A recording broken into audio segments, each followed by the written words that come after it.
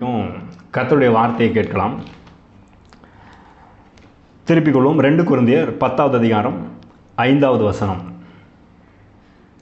2 கொரிந்தியர் 10வது அதிகாரம் 5வது வசனம்.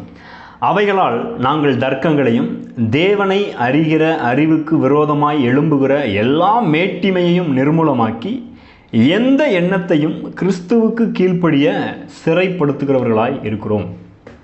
பாருங்கள், இன்னைக்கு சொல்கிறதுக்கு முன்னாடி இன்னொரு விஷயம் சொல்ல விரும்புகிறேன். இந்த காலை ஜெபத்தை நான் எதற்காக ஆரம்பித்தேன் அப்படின்னா, எனக்கு என்ன ஆண்டவர் உணர்த்தி இதை ஆரம்பித்தேன் அப்படின்னா, நம்ம எல்லாருமே தேவனோடு இன்னும் கிட்டி சேரணும். நிறைய நேரத்தில் நமக்கு என்ன பிரச்சனைனா, அதான் நான் வச்சேன் இல்லையா, காலையில் கடவுளோடு பாருங்கள், நம்ம கடவுளோடு எப்போதும் வாழணும்னு விரும்புகிறாரு. காலையில் மட்டும் இல்லை, நம்ம எப்போதுமே கடவுளோடு வாழ முடியும். பவுல் அப்போஸ்தலர் நடவடிக்கையில் ஒரு புறஜாதி தேசத்தில் போய் பிரசங்கம் பண்ணும்போது சொல்லுவார், நாம் அவருக்குள் பிழைக்கிறோம், இருக்கிறோம், அசைகிறோம் அப்படின்னு சொல்லுவார். பாருங்கள், ஏன்னா இந்த முழு உலகத்தையும் உண்டாக்கி சகலமும் அவரை கொண்டும் அவருக்கென்றும் சிருஷ்டிக்கப்பட்டது எல்லாம் அவருக்குள்ளே தான் இருக்குது. பாருங்கள், அவர் தான் எல்லாத்தையும் தாங்கி கொண்டிருக்கிறார். அப்போ நம்ம என்ன பண்ணணும், நம்முடைய வாழ்க்கை எப்படி இருக்கணும் அப்படின்னு நம்ம எதுக்கு உண்டாக்கி வச்சிருக்கிறாருன்னா, நாம் அவரோடு இருக்கும்படியாக தான் உண்டாக்கி வச்சிருக்கிறார். ஆனால் நிறைய நேரத்தில் என்ன தெரியுமா பிரச்சனை பாருங்கள், கிறிஸ்துவுக்குள்ளே கிறிஸ்துவை ஏற்றுக்கொண்டு சபைக்கு வந்த நிறைய மக்களுக்கு என்ன பிரச்சனைனா, நான் அந்த அளவுக்கு சரியாக இல்லைங்க, என்கிட்ட எப்படி கடவுள் பேசுவார். நிறைய பேர் சொல்கிறத கேட்டிருக்கேன். எனக்கு ஜோம் பண்ணிக்கோங்க. பாருங்கள், நம்ம ஒருத்தருக்காக ஒருத்தர் ஜோம் பண்ணுறது ரொம்ப நல்லது. ஆனால் நான் ஜோம் பண்ணாலும் கடவுள் கேட்பாரா, என்னெல்லாம் நேசிப்பாரா, நானும் அவர்கிட்ட போய் தைரியமாக நிற்க முடியுமா அப்படின்ற எண்ணம் தப்பு. இப்போ உங்களுக்கு நான் ஜோம் பண்ணலாம், அது தப்பு இல்லை. ஆனால் நீங்கள் நான் ஜோம் பண்ணால் கேட்க மாட்டாருன்னு நினச்சிட்டு இருந்தீங்கன்னா ரொம்ப தப்பு அது. ஏனென்றால் அவர் தம்மை நோக்கி கூப்பிடுகிற யாவருக்கும் ஐஸ்வர்ய சம்பன்னராக இருக்கிறார். அவ்வளோ நம்ம மேலே இரக்கமாய் நேசமாக இருக்கிறார். இந்த உணர்வோடு நம்ம வாழணும். அதான் இந்த முதல் திங்கட்கிழமை நான் ஆரம்பிக்கும் போது சொன்னேன், தேவன் கடவுள் என்னை ரொம்ப நேசிக்கிறாரு, என் மேலே ரொம்ப பிரியமாக இருக்கிறாரு அப்படின்ற ஒரு உணர்வோடு நம்ம வாழணும். பாருங்கள், அப்படி அந்த உணர்வே நம்முடைய வாழ்க்கையில் நம்மளை சுகப்படுத்திடும், பலப்படுத்திடும். ஒருவேளை பலவீனமாக நீங்கள் ஃபீல் பண்ணால் கூட ஒரு பெரிய தைரியமும் பலனும் உங்களுக்கு உண்டாகும்.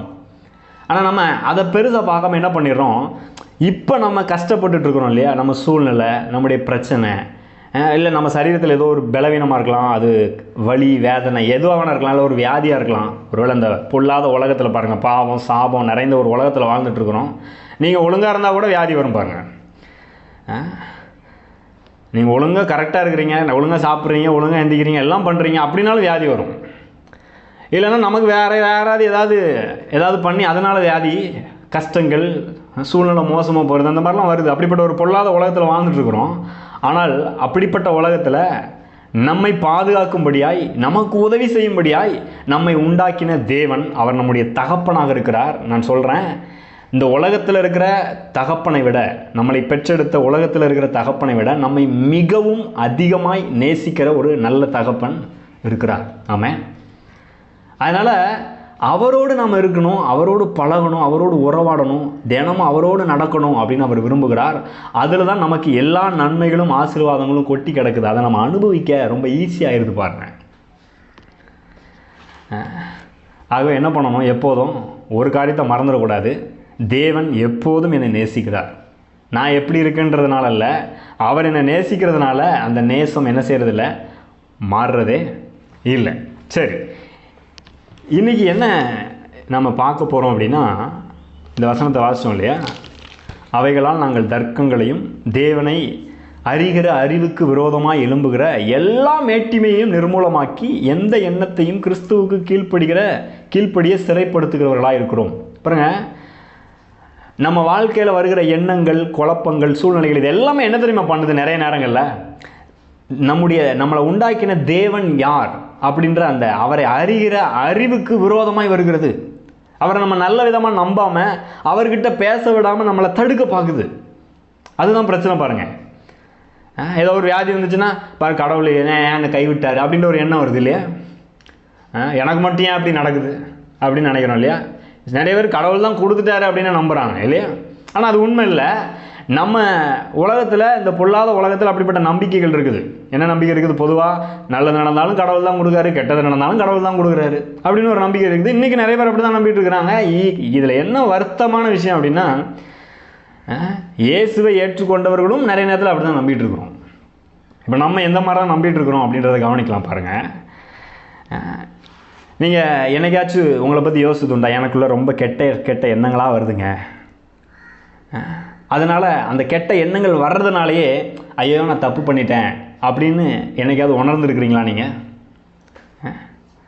நீங்கள் ஒருவேளை ஒரு சர்ச்சில் இருக்கலாம், இப்போ கூட ஒரு ஜெப கூட்டத்தில் கலந்துட்டுருக்கீங்க இல்லையா? இந்த மாதிரி கலந்துட்டுருக்கலாம். இந்த நேரத்தில் கூட ஏதோ ஒரு தவறான எண்ணங்கள், இல்லை எனக்கு அப்படி ஆயிருமோ இப்படி ஆயிருமோன்ற ஒரு கெட்ட எண்ணம், இல்லைன்னா ஏதோ ஒரு பாவமான எண்ணங்கள் அப்படிலாம் வர்றதை பார்த்துருக்கீங்களா? உணர்ந்துருக்கிறீங்களா? பாருங்க, நான் அந்த மாதிரி உணர்ந்துருக்கிறேன். அந்த மாதிரி ஏன்டா இப்படிலாம் வருது, ஏன் இப்படிலாம் நினைக்கிறோம் நம்ம அப்படிலாம் யோசிச்சுக்கிறோம் பாருங்கள்.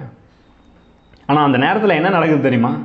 இந்த மாதிரி தவறான எண்ணங்களை பிசாசு நம்முடைய மனதில் என்ன செய்கிறான்? அனுப்பி அதையே யோசிக்க வைக்கணும்னு பார்க்குறான். நான் இயேசுவை ஏற்றுக்கிட்டேன், என் பாவத்தெல்லாம் கழுவிட்டாருன்னு சொல்கிறாங்களா? ஆனால் ஏன் இந்த மாதிரி எண்ணங்கள்லாம் எனக்கு வருது? ஏன் இப்படியே போயிட்டுருக்குது? இப்படி இந்த எண்ணத்தையும் கொடுத்துட்டு பிசாசு என்ன பண்ணுறான் பாரு, இப்படிலாம் நீ தப்பாக யோசிச்சுட்டு இருக்கிற, நீ என்ன கிறிஸ்தவனா? நீ என்ன கடவுளை நம்புறியா? கடவுள் வாங்க கூடலாம் இருப்பாரா? மோசமாக நம்ம நினச்சிட்டு இருக்கிற, தப்பாக யோசிச்சுட்டு இருக்கிற, கடவுள் வாங்க கூட இருப்பார் நினைக்கிறியா அப்படின்னு என்ன செய்கிறான்? குற்றப்படுத்த ஆரம்பிக்கிறான். இது போக இன்னும் வேறு சிலர், ஆமாம் நீ என்ன ஒழுங்காக ஜெபம் பண்ணுறியா, எல்லாத்துலேயும் கரெக்டாக இருந்துட்டியா, நீ கடவுள் வாங்க கூடலாம் இருந்துருவாரா? இப்படிலாம் என்கிட்ட நிறைய பேர் சொல்லியிருக்காங்க பாருங்கள்.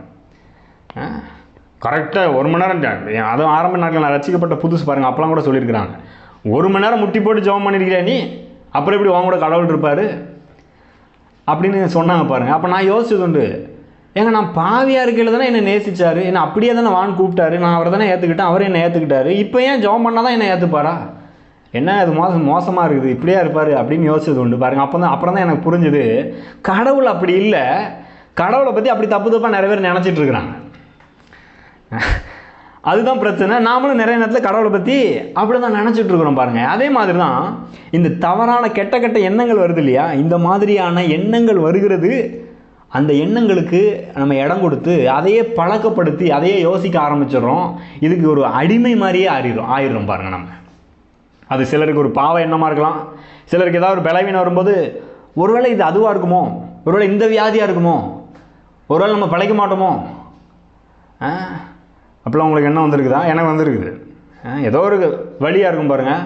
ஒருவேளை நமக்கு ஏன்னா அந்த ஒரு இடத்துல வலி வந்தால் இதுவாக இருக்கும், ஹார்ட் அட்டாக்காக இருக்கும், இல்லை கேன்சர் கட்டியாக இருக்கலாம், இல்லைன்னா இந்த வியாதியாக இருக்கலாம் அப்படின்ற அறிகுறிகள் நம்ம கேட்டிருக்கோம் இல்லையா? நம்மளா உடனே யோசிக்க ஆரம்பிச்சிடும், எனக்கு இங்கே தானே வலிக்குது, ஒருவேளை எனக்கு ஹார்ட் அட்டாக் வந்துடுமோ, இப்படி நடந்துருமோ அப்படின்னு என்ன ஆரம்பிச்சிடுறோம், யோசிக்க ஆரம்பிச்சிடும். அதை அப்படியே பழக்கப்படுத்திடுறோம் பாருங்கள். ஆனால் அது மட்டும் இல்லை, இப்படி யோசிச்சு இப்படி கெட்ட எண்ணங்கள்லாம் வரும்போது உடனே என்ன நினச்சிடறோம்? அப்போ ஒவ்வொரு எண்ணத்தையும் நான் ஆண்டவர்கிட்ட போய் அறிக்கிட்டு, ஆண்டவரே என்ன மன்னிங்க, எனக்கு உதவி செய்யுங்க, என்னை கைவிட்டுறாதீங்க, இப்படிலாம் ஜெபம் பண்ணணும்லாம் நிறைய நேரத்தில் நிறைய பேர் நம்பிட்டு இருக்கிறாங்க. ஒவ்வொரு விஷயத்துக்குமே அவர்கிட்ட சொல்லி அறிக்கிட்டு, ஆண்டவரே என்னை மன்னிச்சிருங்க, இப்படி யோசிச்சிட்டேன், இப்படி தப்பாக நினச்சிட்டேன் அப்படின்னு சொல்லி ஜெபம் பண்ணணும் அப்படின்னு நினைக்கிறாங்க. ஆனால் வேதம் அப்படி சொல்கிறது இல்லை. தேவன் நம்மிடத்தில் அதை எதிர்பார்க்கல பாருங்கள். நான் எல்லாத்துலேயும் கரெக்டாக இருந்தால் தான் என்னை நேசிப்பேன்னு கடவுள் என்ன செய்யலை, சொல்லலை. நீ ஒழுங்காக இருந்தால் தான் உனக்கு சுகம் கொடுப்பேன் அப்படின்னு சொல்லலை. நீ ஒழுங்காக இருந்தால் தான் உன்னை உயர்த்துவேன், வெற்றியை கொடுப்பேன் அப்படின்னு சொல்லலை. என்ன சொல்கிறாரு? நீ என்கிட்ட வா, என்ன நம்பு, எனக்குள்ளேயே வாழ பழகு, நான் எப்போதும் உன் கூடயே இருக்கிறேன், அந்த உணர்வோடைய வாழு, அதனால் உனக்கு நான் வெற்றியையும் நல்ல வாழ்க்கையும் சுகத்தையும் ஆரோக்கியத்தையும் வச்சுருக்கிறேன் அப்படின்னு சொல்கிறாரு. ஆமாம். அப்போ நம்ம என்ன பண்ணணும்? இந்த வசனத்தின்படி எந்த எண்ணத்தையும் கிறிஸ்துவுக்கு கீழ்ப்படியே சிறைப்படுத்தணுமா? அப்படின்னா என்ன அர்த்தம் பாருங்கள். இந்த மாதிரி எண்ணங்கள்லாம் வரும்போது நம்ம கடவுள்கிட்ட போக மாட்டேன்றோம், தைரியமாக போய் ஜபம் கூட பண்ண மாட்டேன்றோம். ஆனால் அந்த நேரத்தில் என்ன பண்ணணுமா? இந்த எண்ணங்களை எல்லாம், இதெல்லாம் தேவனை அறிகிற அறிவுக்கு விரோதமாக வருகிறது. தேவன் எப்படிப்பட்டவர்னு தப்பாக நம்மளை நினைக்க வச்சுருது. இதெல்லாம் என்ன பண்ணணுமா? கிறிஸ்துவுக்கு கீழ்ப்படியே சிறைப்படுத்தணுமா? எப்படிங்க கிறிஸ்துவுக்கு கீழ்ப்படியே சிறைப்படுத்துறது? நான் ஒழுங்காக இருக்கிறதுனால கிடையாது. கிறிஸ்து சிலுவை வரைக்கும் மரண பரியந்தம் கீழ்ப்படிந்ததினாலே தேவன் என்னை ஏற்றுக்கொண்டார். நான் ரொம்ப நல்லவனாக இருந்ததுனால என்னை அவர் ஏற்றுக்கல. நான் கோயிலாக அலைஞ்சதுனால என்னை ஏற்றுக்கல. கடவுளை தேடி அங்கங்கே அலைஞ்சதுனால என்னை ஏற்றுக்கல அவர். நான் எல்லாத்துலையும் கரெக்டாக இருந்ததுனால என்ன அவர் ஏற்றுக்கல. பாருங்கள், அதெல்லாம் மதம் பாருங்கள். அதை பண்ணியா இதை பண்ணியா காலைல எழுந்தியா பாருங்கள். இந்த ஜெபம் பண்ணுறது கூட எல்லா மதங்களும் இருக்குது. ஜெபம் பண்ணியா, உபவாசம் இருக்குது, விரதம் இருந்தியா, எல்லாம் கரெக்டாக பண்ணியா, அப்படிலாம் இருந்தால் தான் கடவுள் நம்மளை ஏற்றுப்பார் அப்படின்ற எண்ணம் கிறிஸ்தவர்களுக்கும் இருக்குது. அதுதான் பிரச்சனை. அப்படி இருக்க வேண்டிய அவசியமே இல்லை. பாருங்கள், நாம் பாவிகளாக இருக்கையில் தேவன் நம்மை ஏற்றுக்கொண்டார். நாம் தேவனுக்கு விரோதமாக சத்துருக்களாக இருக்கையில் தேவன் நம்மை அப்படி ஏற்றுக்கிட்டார். ஏன்னா அவர் நம்மளை அவ்வளவு நேசிக்கிறார் இல்லையா? சரி, இப்போ இன்னும் ஈஸியாக இன்னொரு விஷயம் சொல்கிறேன். சரிங்க, அப்போ நான் கீழ்ப்படியவே வேண்டாமா, தேவனுக்கு பிரியமாக வாழவே வேண்டாமா, எதுவும் செய்ய வேணாமா அப்படின்னு நீங்கள் கேட்டிங்கன்னா, பாருங்கள், நம்ம தேவனுக்கு பிரியமாக வாழணும், ஜெபம் பண்ணணுமா நம்ம ஜெபம் பண்ணணும், பைபிள் படிக்கணுமா நம்ம பைபிள் படிக்கணும், ஒழுங்காக இருக்கணுமா நம்ம ஒழுங்காக இருக்கணும், எல்லாம் உண்மை தான். ஆனால் அப்படி இருக்கிறதுனால தான் உங்களை நேசிக்கிறாருன்றது கிடையாது. ஏன் அப்படி சொல்கிறேன்?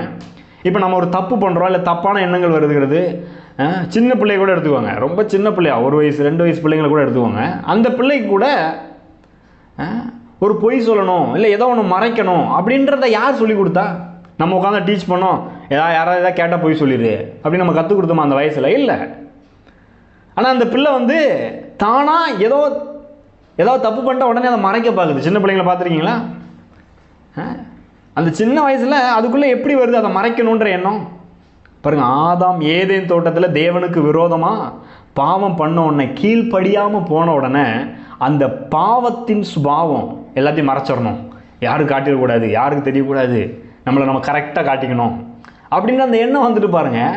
அது பிறக்கும் போதே ஆதாம் பாவம் பண்ணதுனால ஆதாமுக்குள்ளே இருந்து வந்த நம்ம எல்லாருக்குள்ளேயும் ஒட்டிகிட்டு இருக்குது. நம்ம எல்லாரும் பாவிகளாக இருக்கிறோம். ஒரு வசனத்தை வாசிக்கலாம் பாருங்கள். ரோமர் 5வது அதிகாரம்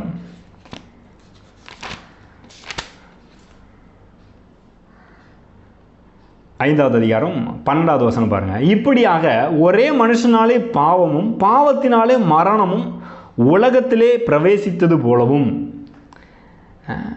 எல்லா மனுஷரும் பாவம் செய்தபடியால் மரணம் எல்லாருக்கும் வந்தது போலவும் இதுவும் ஆயிற்று. என்ன சொல்கிறாரு? ஒரு மனுஷன் பாவம் செஞ்சான், அவனுக்குள்ளே இருந்து நாம் எல்லாரும் இருந்தோம். அதன் மூலமாக அவன் சந்ததியில் பிறகுற நம்ம எல்லாருமே பாவிகளாக இருக்கிறோம். யாருமே நான் கரெக்டாக இருக்கிறேன் அப்படின்னு சொல்லவே முடியாது. ஏன்னா எல்லாருமே பாவிகள். ஏன்னா நாம் எல்லாருமே ஆதாமுக்குள்ளே இருந்தால் என்ன செஞ்சோம்? வந்தோம் இல்லையா?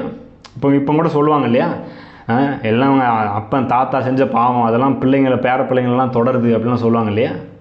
பாருங்கள், இந்த அப்பா இப்போ இருக்கிற அப்பா தாத்தா செஞ்ச பாவம் இல்லை, முதல்ல ஒரு அப்பா இருந்தார் பாருங்கள், ஆதாம் முதல் மனுஷன் இருந்தான் பாருங்கள். அவன் செஞ்ச பாவம் தான் இன்றைக்கி வரைக்கும் சின்ன பிள்ளைங்களுக்கும் வியாதி வருது. ஏன் வருது? அவன் செஞ்ச பாவம் இல்லையா? அது மட்டும் இல்லை, இன்னொரு வசனம் ரோமர் 5:18 ஆகையால் ஒரே மீறுதலினாலே எல்லா மனுஷருக்கும் ஆக்கினைக்கு ஏதுவான தீர்ப்பு உண்டானது போல. ஒரு மனுஷன் என்ன செஞ்சிட்டானா? மீறுதல் பண்ணுறானா, தேவனுக்கு விரோதமாக மீறி காரியங்களை பண்ணிட்டானா. 20வது வசனத்தில் சொல்கிறாரு, 19வது வசனத்தில் அன்றியும் ஒரே மனுஷனுடைய கீழ்ப்படியாமையினாலே அநேகர் பாவிகள் ஆக்கப்பட்டது போல.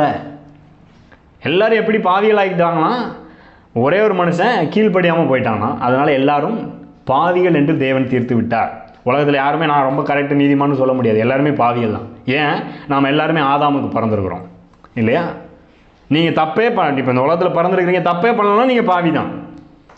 அந்த பாவம் உள்ள இருக்குது. அதனால தான் சின்ன பிள்ளையை பற்றி சொன்னேன் இல்லையா, அது உள்ள பாவம் இருக்குதுனால பொய் சொல்ல யாரும் சொல்லிக் கொடுக்காமே நல்லா அது வருது.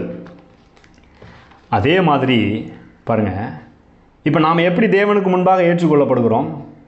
ஒரே அதே வசனத்தை மறுபடியும் வாசிக்கிறேன் பாருங்கள். ரோமர் 5:19 அன்றியும் ஒரே மனுஷனுடைய கீழ்ப்படியாமையினாலே அநேகர் பாவிகள் ஆக்கப்பட்டது போல ஒருவருடைய கீழ்ப்படிதலினாலே அநேகர் நீதிமான்கள் ஆக்கப்படுவார்கள். யார் அந்த ஒருவர்?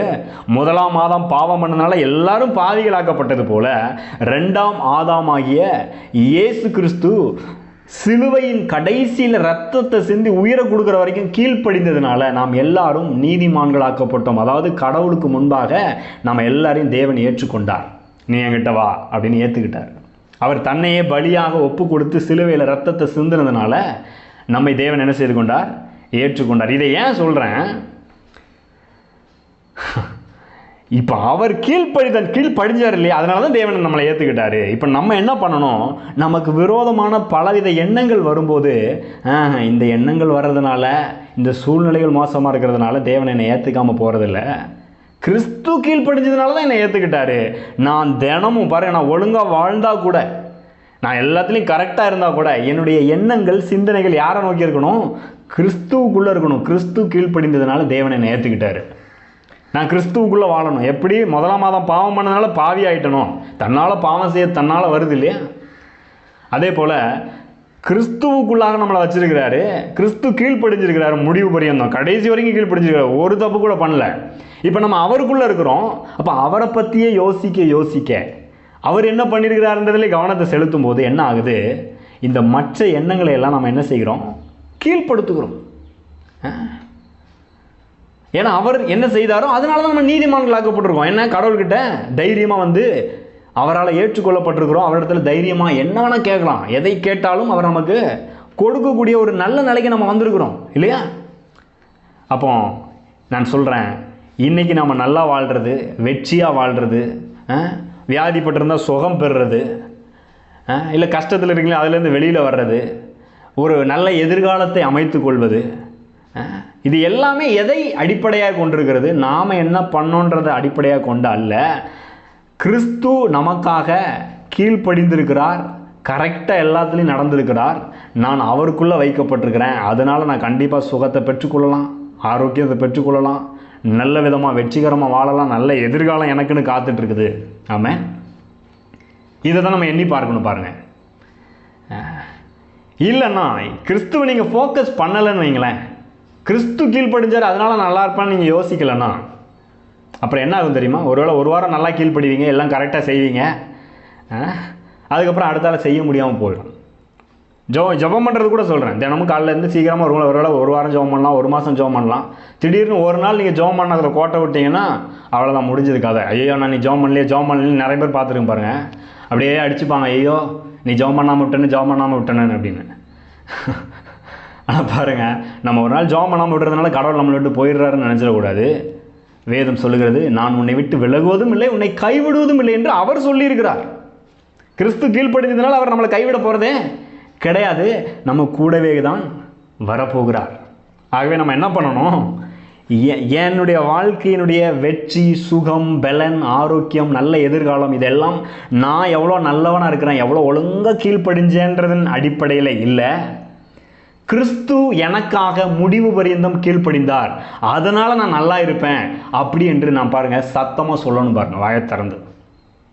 ஒருவேளை உங்கள் எண்ணங்கள் வரலாம், நான் ஒழுங்காக இல்லைங்க, நான் கரெக்டாக இல்லைங்க, ஒருவேளை அதனால தான் இப்படி இருக்கோ, இப்படி கஷ்டப்படணும், இப்படி வியாதிப்பட்டணும், இப்படி சூழ்நிலை மோசமாக இருக்கோ அப்படின்ற எண்ணங்கள் வரும்போது, இல்லை உலகத்தில் யாராவது மனிதர்கள் சொல்லும்போது அந்த நேரத்தில் சொல்லணும், இல்லை கடவுள் எனக்காக தம்முடைய ஒரே பேரான குமாரனை அனுப்பி முடிவு பரியந்தம் கீழ்ப்படி வச்சிருக்கிறார். எதுக்கு?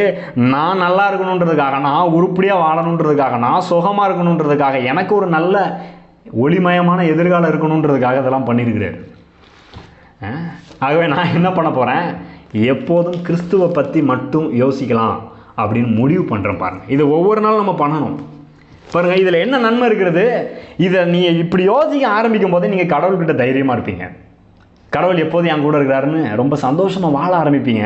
பாருங்கள், அதுவே உங்களை பலப்படுத்திடும், உங்கள் வியாதியை சுகமாக்கிடும். இப்போவே வியாதி சுகமாயிரும். பாருங்கள், ஏன் இப்படி சொல்கிறேன் தெரியுமா, நம்முடைய எண்ணங்கள், நீங்கள் கவலைப்பட்டுகிட்டே இருந்தீங்கன்னா, இல்லைனா சரியா இல்லை நினச்சிட்டே இருந்தீங்கன்னா அது உங்களுக்குள்ளே என்னது உண்டாகும் தெரியுமா, இந்த கவலைப்படுறது, டிப்ரெஸ் ஆகிறது, மன அழுத்தத்திலே இருக்கிறது. இதுக்கெல்லாம் பார்த்திங்கன்னா நம்ம சரீரத்தில் கடவுள் நம்மளை உண்டாக்கும் போது எந்த சொல்யூஷன், எந்த கெமிக்கலையும் உள்ளே வைக்கல அதை சரி பண்ணுறதுக்கு. கவலைப்பட்டிங்கன்னா சரீரம் தாறுமாற போகும், தேவையில்லாத கெமிக்கல்லாம் சுரக்கும். அதனால தான் நிறைய பேர் வியாதிப்படுறாங்க இல்லையா. ஆனால் கிறிஸ்துவை பற்றி யோசிச்சிங்கன்னா நீங்கள் கவலைப்பட வேண்டியது அவசியமே இல்லை. இயேசு சொல்கிறார், நீங்கள் எதை குறித்தும் கவலைப்படாதீங்க. பவுல் சொல்கிறார், ஒன்றுக்கும் கவலைப்படாதீர்கள். உங்களுக்கு எதாவது கஷ்டமாக இருக்கா, தைரியமாக அவரிடத்துல போய் சொல்லுங்கள். ஆண்டவரே, நான் உங்களிடத்துல வந்து சொல்கிறேன், எனக்கு இந்த மாதிரி இருக்குது, நீங்கள் எனக்கு உதவி செய்யுங்கன்னு சொல்லுங்கள். அவர் உங்களுக்கு உதவி செய்வேன்னு சொல்லியிருக்கிறார். என் நாமத்தினால நீங்கள் எதை கேட்டாலும் அதை நான் உங்களுக்கு தருவேன்னு சொல்லியிருக்கிறாரு. நாம நல்லவங்களாக இருந்ததுனால கிடையாது, இயேசுவின் நாமத்தினால கேட்குறதுனால, இயேசு கரெக்டாக இருந்ததுனால. ஆகவே ஒரு வசனத்தை வாசிக்கிறோம் பாருங்க. ஏன் இயேசுவே முன்வைக்கிறேன்? இயேசுவினால் தான் நாம் நீதிமான்கள் ஆக்கப்பட்டிருக்கிறோம். இயேசுவினால் தான் நாம் தேவனுக்கு முன்பாக தைரியமாய் வந்து நிற்கக்கூடிய ஒரு தகுதி நமக்கு உண்டாயிருக்கிறது. அப்படி நீதிமான்கள் ஆக்கப்பட்டதுனால நீதிமொழிகள் 15:29 கவனிங்க. துன்மார்க்கருக்கு கர்த்தர் தூரமாக இருக்கிறார். ஒருத்தன் பொல்லாதவனாக இருக்கிறான், அவனுக்கு கர்த்தர் தூரமாக இருக்கிறாராம். பாருங்கள், நிறைய நேரத்தில் நம்ம தப்பாக இருக்கிறோம், நம்ம கரெக்டாக இல்லை, நான் ஒழுங்காக இல்லை, நான் அதை பண்ணிட்டேன், இப்படி தப்பு பண்ணிட்டேனே, என்ன செய்கிறது, திரும்ப திரும்ப பண்ணுறேனே, இந்த மாதிரிலாம் தப்பாக என்ன வருதா, இப்படிலாம் யோசிக்கும் போது என்ன ஆகுது தெரியுமா? கர்த்தர் தூரமாக போகலனாலும் நாம் கர்த்தரை விட்டு தூரமாக வந்துக்கிறோம். என் கூட கடவுள் இல்லையோ, கைவிட்டுட்டாரோ அப்படின்னு நினச்சிக்கிறோம் பாருங்கள். ஆனால் உண்மையிலே அது கிடையாது. நாம் இயேசு கிறிஸ்துவின் இரத்தத்தினாலே கழுவப்பட்டு பரிசுத்தமாக்கப்பட்டு நீதிமான்கள் ஆக்கப்பட்டிருக்கிறோம். அந்த வசனத்தில் பிற்பகுதி சொல்லுகிறது, நீதிமான்களின் ஜபத்தையோ கர்த்தர் கேட்கிறார். நம்ம விட்டு அவர் தூரமாக இல்லை, நாம் பேசினாலே காது கொடுத்து ரொம்ப கேட்குறாரு. என் பிள்ளை பேசுது, ஏதோ கேட்குது, நான் அதுக்கு கொடுக்கணுன்னு ரெடியாக இருக்கிறாரு பாருங்கள், ரொம்ப ஆவலாக இருக்கிறாரு. ஆகவே பாருங்கள், பிசாசு என்ன பண்ணுறான், அவனுடைய தந்திரம், அவனுடைய திட்டம் எல்லாம் என்ன தெரியுமா? ஏதேன் தோட்டத்திலேருந்து ஆதியிலிருந்தே அவனுடைய திட்டம் என்ன தெரியுமா? நம்ம குறையே குத்தி காட்டிகிட்டு இருக்கிறது. நீ ஒழுங்காக இல்லை, சரியா இல்லை, இதையே குத்தி காட்டிகிட்டு இருக்கிறது. இதன் மத்தியில் நாம் என்ன தெரியுமா செய்யணும்? கிறிஸ்துவினுடைய கீழ்ப்படிதலையே குத்தி காட்டணும். நீ ஒழுங்காக இல்லைன்னு சொல்லும்போது நம்ம என்ன பண்ணணும்? இல்லை கிறிஸ்து ஒழுங்காக இருக்கிறாருன்னு சொல்லணும். அந்த கிறிஸ்துவுக்குள்ளே நான் இருக்கிறேன், அதனால் எனக்கு நல்வாழ்வு உண்டுன்னு சொல்லணும் பாருங்கள். அப்படி சொல்லும் போதே அந்த தவறான எண்ணம் நீங்கி விடுகிறது. அந்த எண்ணத்தை நாம் கிறிஸ்துவுக்கு கீழ்ப்படிய சிறைப்படுத்தி விடுகிறோம். நாம் வெற்றி அனுபவிக்கிறதுக்கு நம்மளுடைய சரீரத்தில் இருக்கிற கெமிக்கல் ரியாக்ஷன் செல்ஸ் கூட அதுக்கு ஒத்துழைக்க ஆரம்பிச்சிருது பாருங்கள். நீங்கள் கவலைப்பட்டீங்கன்னா தப்பான கெமிக்கல் ரியாக்ஷன் வர்ற மாதிரி, பயப்படும் போது அப்படியே உள்ள ஒரு மாதிரி பதட்டம் உண்டாகிற மாதிரி இருக்கு இல்லையா? நான் சொல்கிறேன், நீங்கள் கிறிஸ்துவை யோசிச்சிங்கன்னா உங்களுக்குள்ளே கவலை போயிடும், தைரியம் உண்டாகும். அப்போ என்ன ஆகுது? நீங்கள் உள்ளத்தில் சுகலாம் நடக்க ஆரம்பிச்சிருது பாருங்கள். ஆகவே எப்போதும் கிறிஸ்துவை பற்றிய, கிறிஸ்துவனுடைய கீழ்ப்படிதலை பற்றிய சிந்தனை உடையவர்களாக இருங்கள். அவருடைய கீழ்ப்படிதனால என்ன நினச்சி தெரியுமா? எல்லா நாமத்துக்கும் மேலான நாமம் அவருக்கு பிதாவாகிய தேவன் கொடுத்தார். அந்த கிறிஸ்துவுக்குள்ளே நாம் இருக்கிறோம். நம்மையும் எல்லா விதத்திலும் அவரோடு கூட உன்னதத்தில் உட்கார வைத்திருக்கிறார். இந்த பூமிக்குரிய வாழ்க்கையிலையும் நாம் வெற்றி பெறுவதற்கு எல்லா விதத்திலும் அவர் உதவி செய்ய ரொம்ப ஆவலோடு இருக்கிறார். நாம் ஜெபிக்கலாம். ஸ்தோத்திர கர்த்தாவே, நன்றியோடு உம்மை துதிக்கிறோம், நன்றி செலுத்துகிறோம். ஆண்டவருடைய வார்த்தையின்படியே ஆண்டவரே, நாங்கள் ஒருவருடைய கிறிஸ்துவினுடைய கீழ்ப்படிதலினாலே நீதிமான்களாக்கப்பட்டு உம்முடைய சமூகத்தில் ஏற்றுக்கொள்ளப்பட்டிருக்கிறோம். அதனால் எங்களுக்கு வெற்றி உண்டு, சுகம் உண்டு, வாழ்வு உண்டு கர்த்தாவே, நல்ல எதிர்காலம் உண்டு. எங்களுடைய தவறுகளினால் நாங்கள் இழந்ததை கூட ஆண்டவரே கிறிஸ்துவனுடைய கீழ்ப்படிதலினாலே நாங்கள் பெற்றுக்கொள்கிறோம். ஒருவேளை ஆண்டவரே நாங்கள் செய்த தவறுனால சில விளைவுகள் நாங்கள் அனுபவித்து கொண்டிருந்தாலும் அதையும் நீர் சரி செய்து கொடுப்பேன் என்று வாக்கு பண்ணியிருக்கிறீர். எல்லாவற்றையும் இழந்ததையெல்லாம் திரும்ப கொடுப்பேன் என்று சொல்லியிருக்கிறீர். நாங்கள் ஆண்டவரே எங்களுடைய இழப்புகளையும் எங்களுடைய குறைவுகளையும் அல்ல, உம்முடைய பரிபூரண கீழ்ப்படிதலை எண்ணி பார்க்கிறோம். அதற்கு கீழாக எங்களுக்கு எதிராக வருகிற எல்லா எண்ணங்களையும் கீழ்ப்படுத்துகிறோம் கர்த்தாவே. எங்களை உம்முடைய கரத்தில் அர்ப்பணிக்கிறோம். இந்த வார்த்தையை கேட்ட ஒவ்வொருடைய வாழ்க்கையிலும் வெற்றியும் வாழ்வும் சுகமும் பலனும் நன்மையும் உண்டாயிருக்கட்டும் கர்த்தாவே. இயேசுவின் நாமத்தில் ஜெபிக்கிறோம் நல்ல பிதாவே, ஆமென். God bless you. இந்த செய்தி உங்களுக்கு மிகுந்த ஆசீர்வாதமாக இருந்திருக்கும் என்று நம்புகிறோம். இதை உங்கள் நண்பர்களோடும் பகிர்ந்து கொள்ளுங்கள். காலையில் கடவுளோடு என்கிற இந்த ஜெபம் திங்கள் முதல் சனிக்கிழமை வரை ஒவ்வொரு நாளும் காலை 5:30 மணி முதல் 6 மணி வரை கூகுள் மீட் இணையதளத்தில் நடைபெறுகிறது. இதில் நீங்களும் நேரடியாக கலந்து கொள்ள விரும்பினால் 9486609339 என்கிற எண்ணிற்கு நீங்கள் தொடர்பு கொள்ளலாம் அல்லது வாட்ஸ்அப் மூலமாக மெசேஜ் அனுப்பலாம்.